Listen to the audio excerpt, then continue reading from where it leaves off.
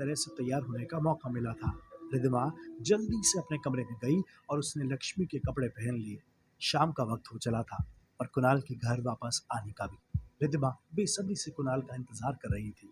वह उन कपड़ों में कुणाल को सरप्राइज देना चाहती थी। रिद्धिमा ने अपने आप को सामने रखे हुए आईने में निहारा और खुश होकर कहा, मिस्टर कुणाल शर्मा, आज आप मुझे देखेंगे ना तो बस हैरान हो जाएंगे। आपकी रिद्धिमा पूरी तरह बदल गई है। एक काम करती हूँ, कमरे की लाइट बंद कर देती हूँ, कुणाल मुझे पहचान ही नहीं पाएंगे। यह सोचते हुए रिद्धिमा ने अपने कमरे की लाइट बंद कर दी थी और खिड़की की तरफ मुंह करके चुपचाप खड़ी हो गई। कुछ देर के बाद कुणाल हवेली लौट कर आया और जैसे ही उसने अपने कमरे में कदम रखा, सामने खड़ी हुई रिद्धिमा को पहचान नहीं पाया। कमरे में अंधेरा होने की वजह से कुणाल को कुछ भी ठीक से दिखाई नहीं दे रहा था। बस उसे इतना समझ में आ रहा था कि शायद वहां पर गांव के कपड़े पहने हुए कोई लड़की खड़ी है। और जहां तक कुणाल को पता था, उस हवेली में सिर्फ एक लक्ष्मी ही थी जो इस तरह के कपड़े पहना करती थी। और यही सोचकर कुणाल ने पूछा, लक्ष्मी, तुम यहाँ क्या कर रही हो? और रिद्धिमा? बदले में रिद्धिमा ने कोई जवाब नहीं दिया। वह बस कुणाल के साथ शरारत करना चाहती थी। वह जानना चाहती थी कि कुणाल उसे पहचान पाएगा भी या नहीं, और इसलिए रिद्धिमा ने जानबूझकर लक्ष्मी की तरह लंबा घूंघट ओढ़ लिया था। जब रिद्धिमा की तरफ से कोई जवाब नहीं दिया तो कुणाल को अचानक से याद आया, अच्छा समझ गया, शाम के वक्त तुम मौन व्रत कर लेती हो, किसी से बात नहीं करती हो। चलो कोई बात नहीं, लेकिन फिर भी तुम इस वक्त यहाँ पर? रिद्धिमा ने इस बार पलटकर कुणाल की तरफ देखा, लेकिन चेहरे पर लंबा घूंघट होने की वजह से कुणाल अभी भी उसे पहचान नहीं पाया था। रिद्धिमा जैसे ही चलकर कुणाल की तरफ आने लगी, कुणाल ने फिर से पूछा, तुम लक्ष्मी हो ना? कुणाल की आवाज में हल्की सी घबराहट थी। रिद्धिमा तब तक आगे बढ़कर कुणाल के पास आ चुकी थी। यह देखकर कुणाल घबरा गया और उसने अपने कदम पीछे की तरफ खींच लिए। लेकिन तब तक रिद्धिमा ने शरारत के साथ आगे बढ़कर कुणाल को कसकर गले लगा लिया। अचानक से इस तरह से रिद्धिमा के करीब आ जाने से कुणाल चौंक गया। उसके दिमाग में अभी भी बस यही चल रहा था कि शायद वो कोई और लड़की है। कुणाल ने झटके से उसे अपने से दूर किया और कहा, क्या कर रही हो ये सब? आप लक्ष्मी तो है नहीं, फिर कौन है आप? यहाँ पर क्या कर रही है, मेरी वाइफ? कुणाल की हालत देखकर रिद्धिमा को जोर जोर से हंसी आ गई और उसने झटके से अपने मुंह का घूंघट हटा दिया। कुणाल, मैं रिद्धिमा हूँ, तुम तो डर गए यार। रिद्धिमा को उन कपड़ों में देखकर कुणाल भी जोर जोर से हंसने लगा। ओ माय गॉड, रिद्धिमा, तुमने ये सब क्या पहन लिया यार? अब मैं तुम्हें पहचान ही नहीं पाया। पहले तो मुझे लगा कि वो लक्ष्मी है। देखो, दोबारा ऐसा मजाक मत करना प्लीज। रिद्धिमा ने शरारत के साथ कुणाल के चेहरे की तरफ देखा और पूछा, बताओ कैसी लग रही हूँ? एकदम गांव की गोरी ना? कुणाल ने पास ही टेबल पर रखा पानी का गिलास उठाकर एक ही घूंट में सारा पानी पी लिया और फिर वहां बेड पर बैठ गया। तुमने तो मुझे हैरान कर दिया यार। मुझे सच में लगा था कि पता नहीं कौन लड़की है मेरे कमरे में आ गई। लेकिन कुछ भी हो यार, तुम लग बहुत खूबसूरत रही हो। रिद्धिमा अपने घेरदार लहंगे को गोल गोल घुमाकर खुश हो रही थी। ऐसा लग रहा था जैसे रिद्धिमा उसी गांव की लड़की बन गई थी जो उस तरह के कपड़े पहनकर बहुत खुश थी। रिद्धिमा ने कुणाल को अपने नए रक्षा सूत्र के बारे में और पंडित जी की सुनाई हुई कहानी के बारे में बताया, जिसे सुनने के बाद कुणाल को उस पर भरोसा नहीं हो रहा था। कैसी बात कर रही हो रिद्धिमा? आजकल के जमाने में और काली शक्तियां, इन सबको नहीं मानता यार मैं। रिद्धिमा इस बात को जानती थी कि कुणाल इतनी जल्दी इन बातों पर भरोसा नहीं करने वाला था और इसीलिए रिद्धिमा ने कुणाल को उस वक्त कुछ भी समझाना जरूरी नहीं समझा। लेकिन रिद्धिमा ने कुणाल को वह सारी बातें बताई जो पंडित जी ने बताई थी और कुणाल को भी अनजान लोगों से सावधान रहने के लिए कहा। कुणाल ने रिद्धिमा को बताया, जानती हो ना रिद्धिमा, मेरे दादाजी भी एक मंदिर में बहुत बड़े पुजारी थे। कुणाल की बात सुनकर रिद्धिमा ने आश्चर्य से पूछा, लेकिन कुणाल, पहले तो आपने कभी मुझे दादाजी के बारे में कुछ नहीं बताया। कुणाल ने अपने कपड़े चेंज करते हुए रिद्धिमा की बात का जवाब दिया, आज अचानक वो पंडित जी वाली बात चली ना तो याद आ गया। मैं बहुत छोटा था तब दादाजी ने एक मंदिर से अचानक गायब हो गए थे। रिद्धिमा ने हैरान होते हुए सवाल किया, गायब हो गए थे मतलब क्या हुआ था उन्हें?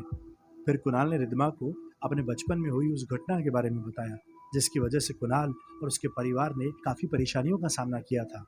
कुणाल ने रिद्धिमा को बताया कि उसके दादाजी एक मंदिर में पुजारी हुआ करते थे और एक दिन अचानक से वे बिना किसी को कुछ बताए घर से कहीं चले गए। कुणाल के परिवार ने उन्हें ढूंढने की बहुत कोशिश की थी, लेकिन उनका कभी कोई पता नहीं चला।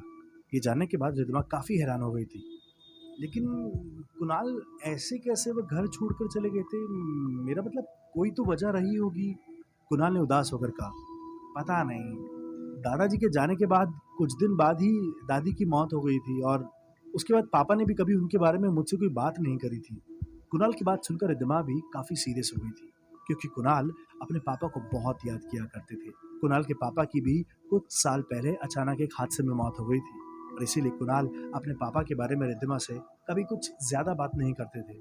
कुणाल ने सीरियस होकर कहा, देखो ना रिद्धिमा, पहले दादाजी और फिर पापा, कोई भी तो नहीं रहा, सब एक एक करके मुझे छोड़कर चले गए। कुणाल काफ़ी इमोशनल हो गया था। रिद्धिमा ने कुणाल का हाथ पकड़कर उसका मूड ठीक करने की कोशिश की। जाने दो ना कुणाल, और जानते हो ना, मुझे तो ये सब जानकर बहुत अच्छा लग रहा है कि मेरे हस्बैंड किसी बहुत बड़े ज्ञानी पुजारी के पोते हैं। रिद्धिमा ने ये बात कुछ इस अंदाज में कही कि कुणाल को अपने आप ही हंसी आ गई। कुणाल ने मुस्कुराते हुए रिद्धिमा से पूछा, अच्छा वो सब तो ठीक है, लेकिन ये बताओ डिनर का क्या इंतजाम है? कुणाल के सवाल पर रिद्धिमा ने उससे बताया कि रुक्मा देवी जी ने उन दोनों का खाना बना लिया था। यह सुनकर कुणाल ने थोड़ा परेशान होते हुए पूछा, लेकिन हम कब तक उनके घर में खाना खाते रहेंगे यार? कुणाल की बात पर रिद्धिमा ने उसे बताया, परेशान मत हो कुणाल, बस कल हम अपनी किचन अच्छे से सेट कर लेंगे और उसके बाद तुम रोज मेरे हाथ का खाना खाया करोगे। तभी अचानक से किसी के दरवाजा खटखटाने की आवाज सुनकर कुणाल अपनी जगह से उठकर खड़ा हुआ और उसने जैसे ही दरवाजा खोलकर देखा, लक्ष्मी अपने हाथ में खाने की थाली लेकर खड़ी हुई थी।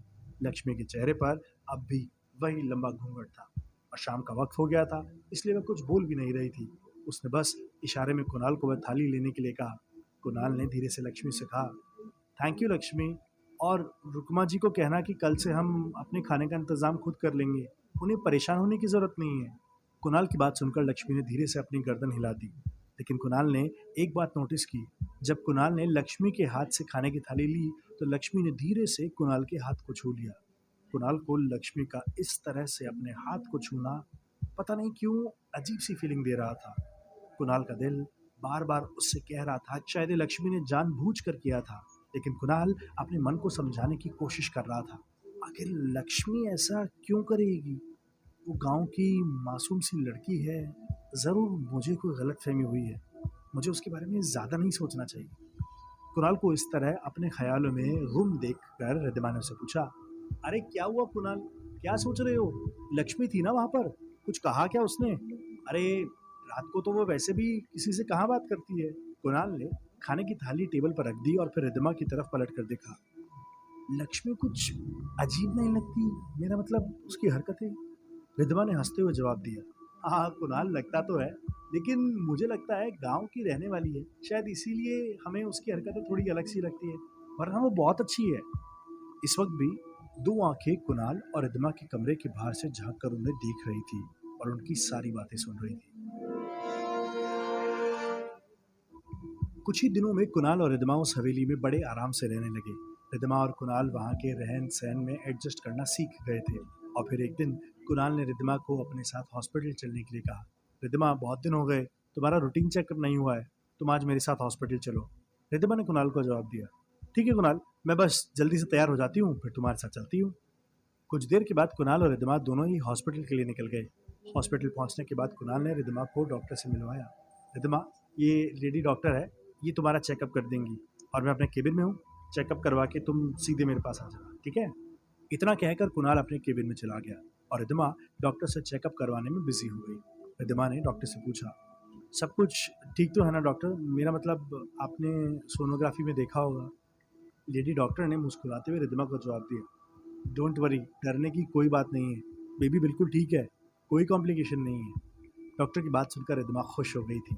ठीक उसी वक्त उस लेडी डॉक्टर ने रिद्धिमा से कुछ ऐसा पूछा जिसे सुनने के बाद रिद्धिमा थोड़ा हैरान और थोड़ी परेशान हो उठी। देखो, वैसे तो मैं जानती हूँ